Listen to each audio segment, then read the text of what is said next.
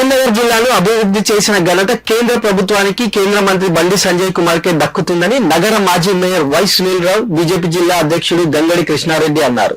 Corporation ఎలక్షన్లు ఎప్పుడొచ్చినా ఎదుర్కొనేందుకు సిద్ధంగా ఉండాలన్నారు. కాంగ్రెస్ అధికారంలోకి వచ్చి 16 నెలలైనా కరీంనగర్ అభివృద్ధికి ఒక్క రూపాయి కూడా ఇవ్వలేదని విమర్శించారు.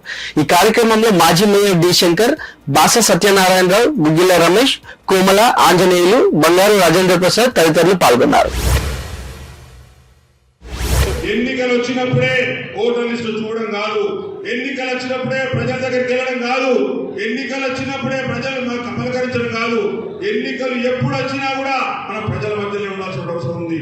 ఈ రోజు కేంద్రంలో అధికారంలో ఉన్న, రాష్ట్రంలో మన ప్రతిపక్షంలో ఉన్నాం కాబట్టి ప్రతి రోజు కూడా ప్రజలు ఎదుర్కొన్నటువంటి సమస్యలను మనం హైలైట్ చేయాల్సిన అవసరం ఉంది. పార్టీ కూడా తప్పకుండా ఈ రోజు నగరపాలక సంస్థలు భారతీయ జనతా పార్టీ అధికారంలోకి వస్తే ఈ అభివృద్ధి కార్యక్రమాలకు ఇంకా పెద్ద ఎత్తున కొనసాగే అవకాశం ఉంది. ఎందుకంటే అందరికి ఎంత పట్టుదల ఉందో మీకు అందరికి అర్థమవుతా ఉన్నది. మనకు బండి సంజయ్ గారి దీవెనలు ఉన్నాయి, మన ఆశీస్సు కూడా మనం తప్పకుండా గెలిపిస్తాయి. కాబట్టి మీరందరూ కూడా ఇదే నమ్మకంతో, ఇదే విశ్వాసంతో పార్టీ కార్యక్రమం ప్రభుత్వం దృష్టికి తీసుకెళ్లి ప్రభుత్వాన్ని నిలదీసే ప్రయత్నం చేద్దాం.